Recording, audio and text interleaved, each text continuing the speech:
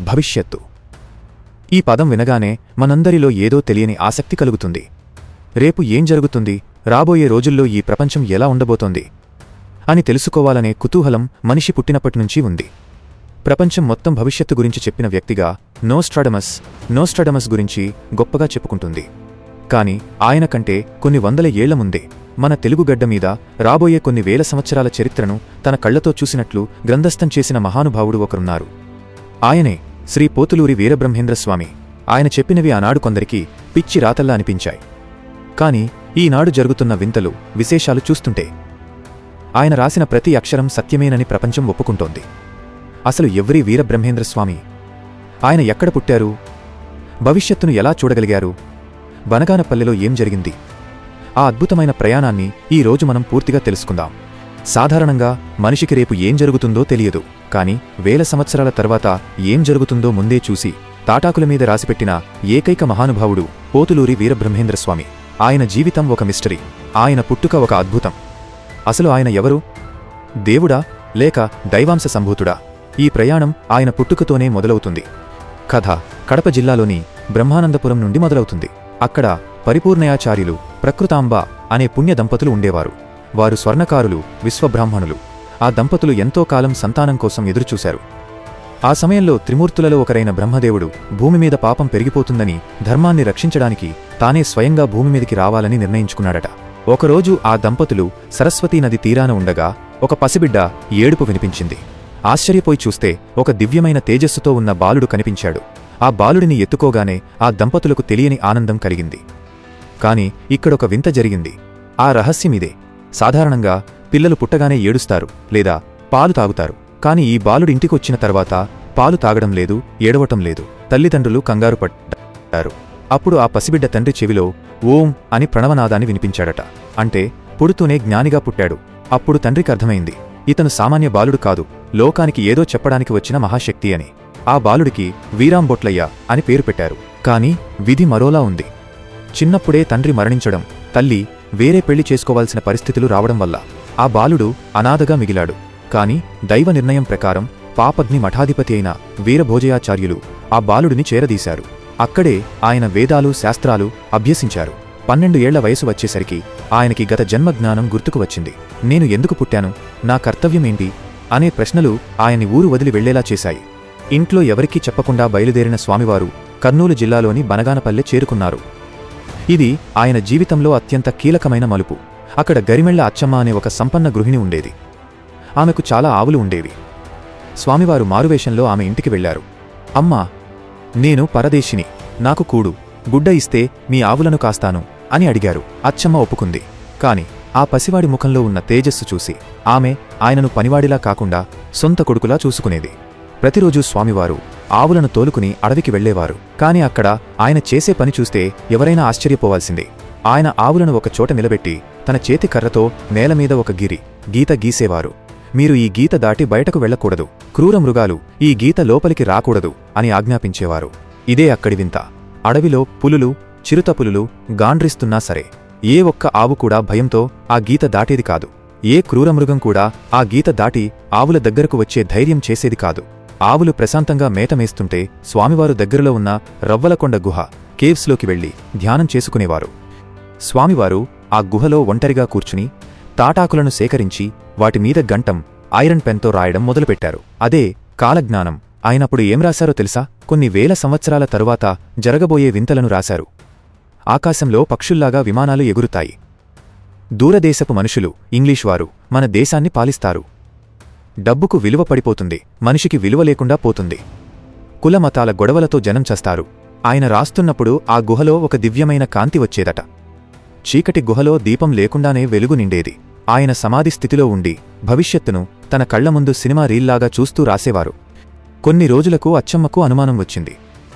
రోజూ ఈయన ఆవులను వదిలేసి ఎక్కడికి వెళుతున్నాడు, ఆవులు వాటంతట అవే ఇంటికి ఎలా వస్తున్నాయి అని తెలుసుకోవడానికి ఒకరోజు రహస్యంగా ఆయన్ను వెంబడించింది.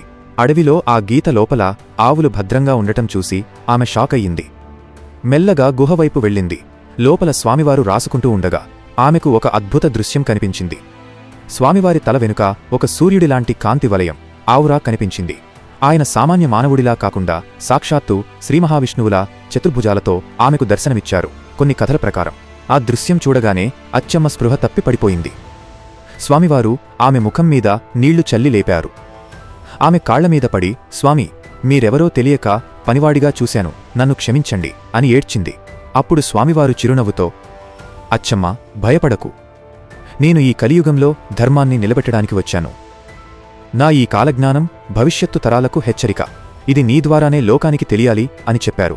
అక్కడే ఆ గుహలోనే అచ్చమ్మకు స్వామివారు మొట్టమొదటిసారిగా జ్ఞానబోధ చేశారు. అందుకే అచ్చమ్మ స్వామివారి తొలి శిష్యురాలు అయ్యింది. బనగానపల్లెలో అచ్చమ్మకు నిజరూప దర్శనమిచ్చి కాలజ్ఞాన రచన పూర్తి చేశారు స్వామివారు. ప్రస్తుతం అక్కడి నుండి స్వామివారు కడప జిల్లాలోని కందిమల్లయ్యపల్లె, ఇప్పుడు బ్రహ్మంగారి మఠం చేరుకున్నారు. ఇక్కడే అసలు కథ మొదలైంది. ఒక యోగిగా అడవుల్లో తిరిగిన ఆయన ఇక్కడ ఒక సామాన్య గృహస్థుగా మారారు. గోవిందమ్మ అనే ఆమెను వివాహం చేసుకున్నారు. ఎందుకు? లోకానికి ఒక సందేశమివ్వడానికి. మోక్షం రావాలంటే పెళ్ళాం పిల్లలను బాధ్యతలను వదిలేసి అడవులకు పారిపోనక్కర్లేదు, సంసారంలో ఉంటూనే నిర్వాణం సాధించవచ్చు అని నిరూపించడానికి ఆయన పెళ్లి చేసుకున్నారు. కమ్మరి, వడ్రంగి పనులు, విశ్వబ్రాహ్మణ వృత్తి చేస్తూ జీవించేవారు. సిద్ధయ్య ప్రవేశం ఒక సంచలనం. ఆ రోజుల్లో కులమత భేదాలు చాలా ఎక్కువగా ఉండేవి. సిద్ధయ్య అసలు పేరు పీరు సాహెబ్. ఆయన ఒక ముస్లిం దూదేకుల వంశం. కాని సిద్ధయ్యకు చిన్నప్పటినుంచే ఏదో తెలియని వెలితి. దైవం ఎవరు, సత్యం ఏంటి అని వెతుకుతూ ఉండేవాడు. ఒకరోజు స్వామివారి గురించి విని కందిమల్లయ్యపల్లెకు వచ్చాడు. స్వామివారి కళ్లలోకి చూడగానే సిద్ధయ్యకు ఒక విద్యుత్ షాక్ తగిలినట్లు అయ్యింది. నేను వెతుకుతున్న దైవం ఇక్కడే ఉంది అని అర్థమైంది. సమాజం ఏమంది? ఒక హిందూ గురువు ఒక ముస్లింని శిష్యుడిగా చేర్చుకోవడం ఆ రోజుల్లో పెద్ద నేరంలా చూసేవారు. బ్రాహ్మణులు, ఊరి పెద్దలు స్వామివారిని నిలదీశారు. స్వామి, వేదాలు, మంత్రాలు హిందువులకే కదా, ఒక తురకవాడికి ముస్లిం ఉపదేశం ఎలా చేస్తారు అని గొడవకు దిగారు. అప్పుడు స్వామివారు చెప్పిన సమాధానం చరిత్రలో నిలిచిపోయింది. కులమనేది శరీరానికే తప్ప ఆత్మకు కాదు. పంచభూతాలకు, గాలి, నీరు, నిప్పు, భూమి, ఆకాశం లేని కులం మనిషికి ఎందుకు? భక్తికి హద్దులు లేవు. ఆయన సిద్ధయ్యను దగ్గరకు తీసుకుని చెవిలో తారక మంత్రం ఉపదేశించి సిద్ధయ్య అని పేరు పెట్టారు. అప్పటినుండి సిద్ధయ్య స్వామివారి నీడలా మారిపోయాడు. స్వామివారిని కేవలం మాటలకే పరిమితం అని కొందరు అవహేళన చేసేవారు. ఆయన మహిమను నిరూపించిన ఒక అద్భుత ఘట్టమిది. ఒకసారి స్వామివారి ఇంట్లో లేదా మఠంలో ఏదో ఉత్సవం జరుగుతోంది. దీపారాధన చేయడానికి నూనె, ఆయిల్ అయిపోయింది. బజారుకు వెళ్లి తేవడానికి సమయం లేదు. పైగా కొందరు వ్యాపారులు స్వామివారిని పరీక్షించడానికి నూనె అమ్మలేదు. శిష్యులు కంగారుపడ్డారు. అప్పుడు స్వామివారు ప్రశాంతంగా, నూనె లేకపోతే ఏముంది, ఆ బిందెలోని నీళ్లు తీసుకురండి అన్నారు. అందరూ ఆశ్చర్యపోయారు. నీళ్లతో దీపాలు ఎలా వెలుగుతాయి అని నవ్వుకున్నారు. స్వామివారు ఆ నీళ్లను తన చేతిలోకి తీసుకుని మంత్రించి ప్రమిదలలో పోశారు. వత్తులు వేసి వెలిగించమని చెప్పారు. అద్భుతం! నూనెతో వెలిగే దీపాల కంటే ఆ నీళ్లతో వెలిగిన దీపాలు 1000 రెట్లు ఎక్కువ కాంతితో ప్రజ్వరిల్లాయి. అది చూసిన ఊరి జనం, విమర్శించిన పండితులు స్వామివారి కాళ్లమీద పడిపోయారు. ప్రకృతి కూడా ఆయన ఆజ్ఞకు బానిస అనర్థమైంది. స్వామివారు అందరికీ కాలజ్ఞానం పైపైనే చెప్పారు. కాని తన ప్రియ శిష్యుడు సిద్ధయ్యకు మాత్రం కొన్ని గూఢమైన రహస్యాలు, భవిష్యత్తులో జరగబోయే వినాశనం గురించి వివరంగా చెప్పారు. వాటిని కాలజ్ఞాన తత్వాలు రూపంలో సిద్ధయ్యగారు పాడారు. వాటిలో కొన్ని ముఖ్యమైనవి: వింత పుట్టుకలు. ఆవులు మనుషులకు పుడతాయి, మనుషులు జంతువులకు పుడతారు. వింత వింత ఆకారాలతో శిశువులు పుడతారు. ఇప్పుడు మనం చూస్తున్న జెనెటిక్ మ్యూటేషన్లు దీనికి ఉదాహరణ. డబ్బు పిచ్చి. తల్లిని బిడ్డ, భర్తను భార్య చంపే రోజులు వస్తాయి, కేవలం డబ్బు కోసం. ప్రకృతి ప్రళయం. సముద్రం పొంగుతుంది, ఊళ్లను ముంచేస్తుంది. సునామీ. ఆకాశం నుండి నిప్పుల వాన కురుస్తుంది. నకిలీల రాజ్యం. స్వామీజీల వేషంలో దొంగలు ఉంటారు. నిజమైన భక్తి మాయమైపోతుంది. స్వామివారు సిద్ధయ్యతో ఒక మాట అన్నారు. సిద్ధయ్యా, రాబోయే కాలం చాలా కఠినంగా ఉంటుంది. ధర్మం ఒంటి కాలిమీద నడుస్తుంది. కాని నన్ను నమ్ముకున్న వాళ్లను, ధర్మాన్ని పాటించే వాళ్లను నేను కాపాడుకుంటాను. కడప ప్రాంతాన్ని పాలించే నవాబుకు స్వామివారి మీద కోపం వచ్చింది. నేనే రాజును, నాకంటే గొప్పవాడు ఎవడు అనే అహంకారంతో స్వామివారిని పరీక్షించడానికి పిలిపించాడు. నవాబు ఒక పళ్ళెంలో మాంసాన్ని మీట్ పెట్టించి దానిమీద గుడ్డ కప్పి స్వామివారి ముందు పెట్టి, స్వామి, ఇందులో ఏముందో చెప్పండి, దాన్ని పువ్వులుగా మార్చండి అని సవాలు విసిరాడు. ఆయన ఉద్దేశం స్వామివారిని అవమానించడం. స్వామివారు నవ్వి ఆ పళ్ళెం మీద నీళ్లు చల్లారు. నవాబు ఆ గుడ్డ తీసి చూసేసరికి అందులో ఉన్న మాంసం ముక్కలు మాయమై సువాసన వెదజల్లే జాజిపూలు, మల్లెపూలు, ఫ్లవర్స్గా మారిపోయాయి. నవాబు భయంతో వణికిపోయాడు. సింహాసనం దిగి స్వామివారికి సాష్టాంగ నమస్కారం చేశాడు. స్వామివారికి 70 ఎకరాల భూమిని దానంగా రాసిచ్చాడు. ఇదే ఇప్పుడు మఠమున్న భూమి. కాలం గడుస్తోంది. స్వామివారి వయస్సు 90 దాటింది. కొన్ని లెక్కల ప్రకారం 175 సంవత్సరాలు అని కూడా అంటారు. ఆయన భూమి మీద తన పని పూర్తయింది అని గ్రహించారు. ఒకరోజు భక్తులందరినీ, కుటుంబ సభ్యులను పిలిచి ఒక షాకింగ్ నిర్ణయం చెప్పారు. నేను చనిపోవడం లేదు, కాని నా శరీరాన్ని వదిలి సజీవంగా సమాధిలోకి వెళుతున్నాను. అక్కడి నుండే తపస్సు చేస్తాను. ఇది విని అందరూ బోరున ఏడ్చారు. ముఖ్యంగా సిద్ధయ్య గుండె పగిలేలా రోదించాడు. స్వామి, మీరు లేని ఈ లోకంలో నేను ఉండలేను, నన్ను కూడా తీసుకెళ్ళండి అని ప్రాధేయపడ్డాడు. అప్పుడు స్వామివారు సిద్ధయ్యకు ఒక ముఖ్యమైన పని అప్పగించారు. సిద్ధయ్యా, నువ్వు ఇప్పుడే రావద్దు, నీకు ఇంకా పని ఉంది. ఊరూరా తిరిగి నా తత్వాన్ని ప్రచారం చెయ్యి. నా రాక గురించి ప్రజలను హెచ్చరించు అని చెప్పి సిద్ధయ్యను అక్కడ ఉండనివ్వకుండా పువ్వుల కోసం అడవికి పంపించేశారు. ఎందుకంటే సిద్ధయ్య ఉంటే స్వామివారిని సమాధిలోకి వెళ్లనివ్వడని ఆయనకు తెలుసు. స్వామివారు సమాధికి సిద్ధమయ్యారు. సిద్ధయ్యను అడ్డుకోకుండా ఉండాలని పువ్వుల కోసం అడవికి పంపించేశారు. అది క్రీశ 1693 వైశాఖ శుద్ధ దశమి గురువారం. కందిమల్లయ్యపల్లెలో వాతావరణం గంభీరంగా ఉంది. వేలాది మంది భక్తులు, శిష్యులు, కుటుంబ సభ్యులు కన్నీటితో స్వామివారి చుట్టూ చేరారు. మఠం ఆవరణలో ఒక గొయ్యి, సమాధి సిద్ధం చేయబడింది. స్వామివారు పద్మాసనంలో కూర్చున్నారు. ఆయన ముఖంలో మృత్యు భయం లేదు, ఒక దివ్యమైన ప్రశాంతత ఉంది. నా శరీరం మాత్రమే మాయమవుతుంది, నా ఆత్మ ఈ మఠంలోనే శాశ్వతంగా ఉంటుంది. నన్ను నమ్మిన వారికి నేను ఎప్పుడూ రక్షగా ఉంటాను అని చివరి సందేశం ఇచ్చారు. ఆయన మెల్లగా సమాధి గుంటలోకి దిగి యోగనిద్రలోకి జారుకున్నారు. భక్తులు బరువెక్కిన గుండెలతో వేదమంత్రాల మధ్య ఆ సమాధిని పెద్ద రాతి పలకతో మూసివేశారు. లోకమంతా చీకటైనట్లు అందరూ ఏడ్చారు. అక్కడ అడవిలో సిద్ధయ్యకు ఏదో అపశకునమనిపించింది. గుండె వేగంగా కొట్టుకుంది. నా గురువుగారికి ఏదో జరిగింది అని పరుగుపరుగున మఠానికి వచ్చాడు. వచ్చేసరికి అంతా అయిపోయింది. సమాధి మూసివేసి ఉంది. సిద్ధయ్య తట్టుకోలేకపోయాడు. స్వామి, పువ్వుల కోసం నన్ను పంపి మీరు శాశ్వతంగా వెళ్ళిపోతారా? ఇదేనా మీ న్యాయం? నేను రాకుండానే ఎలా వెళతారు అని గట్టిగా అరుస్తూ ఆ సమాధి రాతి పలక మీద తలబాదుకున్నాడు.